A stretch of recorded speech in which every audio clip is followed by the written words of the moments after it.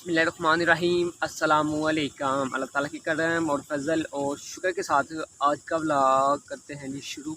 तो अल्हम्दुलिल्लाह अभी भाई साहब सुबह सुबह का टाइम है और लड़का जो है ना अपने खेतों में भाई साहब आया हुआ है लड़का। तो अल्हम्दुलिल्लाह कद हमारा हो गया है। तो अभी मूंजी लगानी हमने और मूंजी मैं हो सकता है भाई साहब ना ही लगाऊं, मैं हो सकता है शहर चला जाऊं। तो अभी आए हैं कद की थोड़ी सी भाई साहब सफाई वगैरह करने की कोशिश करते हैं जितनी थोड़ी सी हेल्प हो जाती है, क्योंकि सियालकोट वापसी काम पर भी लड़के ने जाना है। तो अल्हम्दुलिल्लाह जी ट्यूबवेल हमारा भाई साहब उधर चल रहा है। तो माशाल्लाह अल्हम्दुलिल्लाह कादिर शरीफ हमारा भाई साहब रात का हो चुका है। अभी जानवर जो है ना भाई साहब खेत में आके बैठे हुए हैं। तो घास जो है ना भाई साहब गंद जो हम कहते हैं ये बहुत ज़्यादा है पैदी में, और भन्ने वगैरह जो है ना भाई साहब ये भी छीलने छूलने हैं। बहुत सारे काम है जो भाई साहब कद करने के बाद होते हैं वो अभी करने हैं। पनीरी अल्हम्दुलिल्लाह हमारी भाई साहब ये वाली है। पनीरी में भाई साहब इस दफ़ा गंद बहुत ज़्यादा है और पनीरी बहुत ही थोड़ी हुई है। 2 बार अब्बू ने यकीन करें स्प्रेस की है और 2 बार भाई साहब खाद डाली है। इधर भी थोड़ी सी ठीक है, बीच में ये गंद देखें, घास जो है ना ये बहुत ही ज़्यादा है। साहब लगा लें कि पनीरी इस टाइम बहुत ही कम है और इसके बाद भाई साहब बहुत ही बुरी इसकी सूरत हालात है। कई दफ़ा भाई साहब किसान से भी पुल झुक हो जाती है, ऊंच नीच हो जाती है। तकरीबन हमने 5 किलो बी था भाई साहब जो ये थोड़ा सा था इसमें डाला था, तो फिर भी पनीरी बहुत ज़्यादा कम हुई है। होना क्या था भाई साहब थोड़ा सा हमारी टिल मट थी, हमने भाई साहब पनीरी को भाई साहब भिगोया नहीं था। उसकी वजह से जब पानी में हमने बीज खिलाड़ा था ना तो भाई साहब वो बीज बैठा ही नहीं, ऊपर तरा रहा। तो जहाँ जहाँ बैठा था ना वो तो उग पई है, लेकिन जो तरा रहा ना भाई साहब रात को तो वो भाई साहब गल गया था। इस वजह से बहुत ही ज़्यादा भाई साहब बिरली हमारी पनीरी इस दफ़ा हुई है। उम्मीद तो है भाई साहब इस जगह पनीरी पूरी हो जाएगी, बाकी अल्लाह ताला की मर्ज़ी है, हम क्या कर सकते हैं। उम्मीद तो है इंशाल्लाह भाई साहब अल्लाह ने चाहा तो पूरी ज़रूर इंशाल्लाह होगी। मूंजी वाला भाई साहब काम जो होता है ना ये तो भाई साहब बहुत ही ज़्यादा मुश्किल काम होता है। फाइनली जो है ना धूप इतनी ज़्यादा होती है कि बंदा भाई साहब कद में ही बंदे का कद निकल जाता है। तो मैं तो फ़िलहाल भाई साहब शहर की मैंने तैयारी अल्हम्दुलिल्लाह कर ली है, नकाब चार लिया, डाकू बन गया हूँ। बाइक भाई साहब नीचे है, सामान वगैरह सारा शापर में भाई साहब डाल दिया है, तो शहर की तरफ भाई साहब निकल गया हूँ।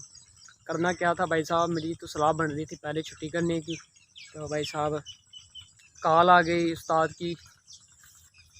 तो भाई साहब उसने ये भी छुट्टी करनी है, वो कह रहा था कि मैंने रात को करवाया है जी कद शरीफ मैंने भी।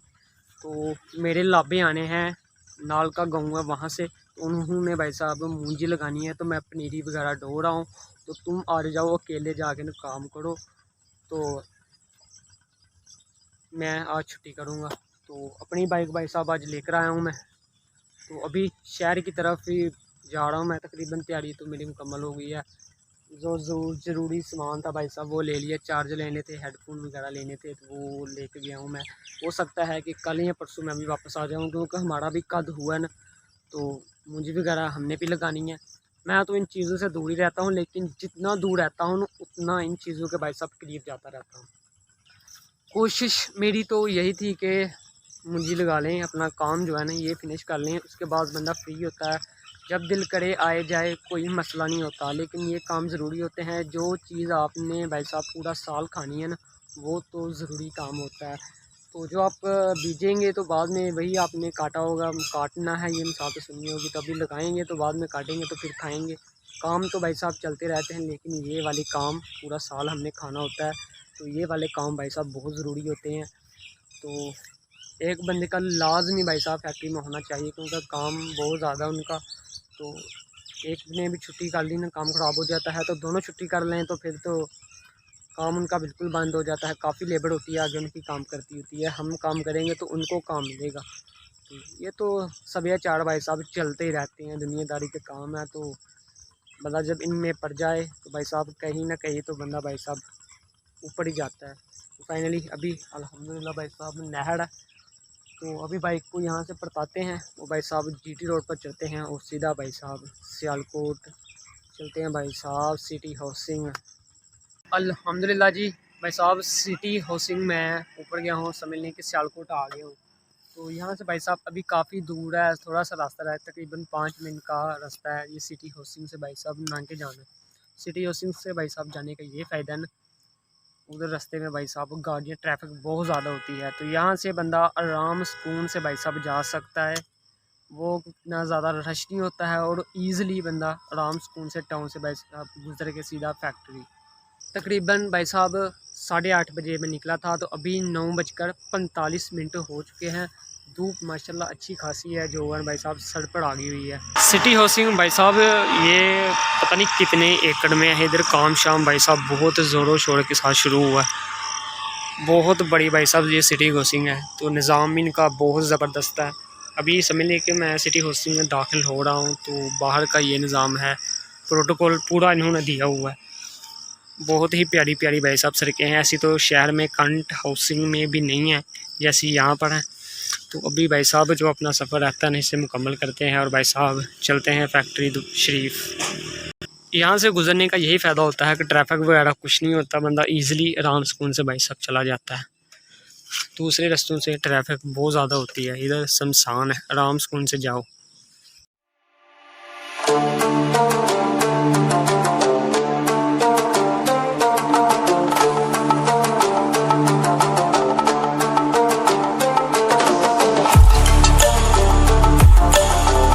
अल्हम्दुलिल्लाह जी नमाज भाई साहब ज़ोहर की अल्हम्दुलिल्लाह पढ़ ली है। तो फैक्ट्री भाई साहब 10 बजे लड़का आ गया था, तो अल्हम्दुलिल्लाह भी नमाज़ पढ़ के अभी बाहर।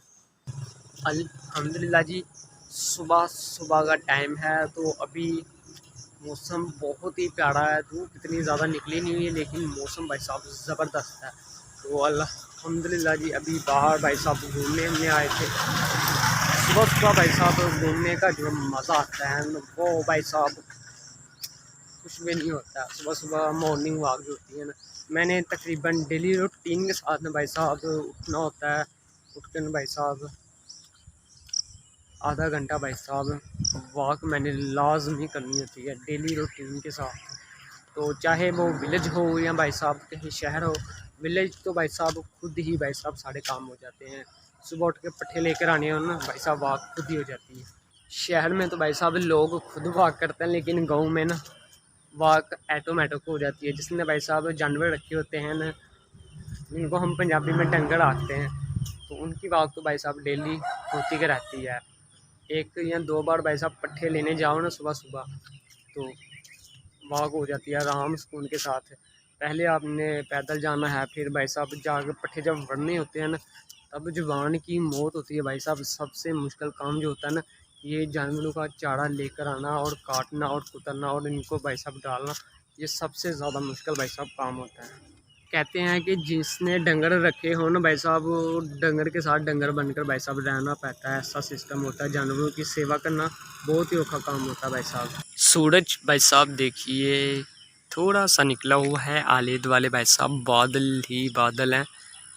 कोशिश तो कर रहा है वो बाहर निकलने की, लेकिन जब निकलता है तो भाई साहब गुस्से के साथ निकलता है।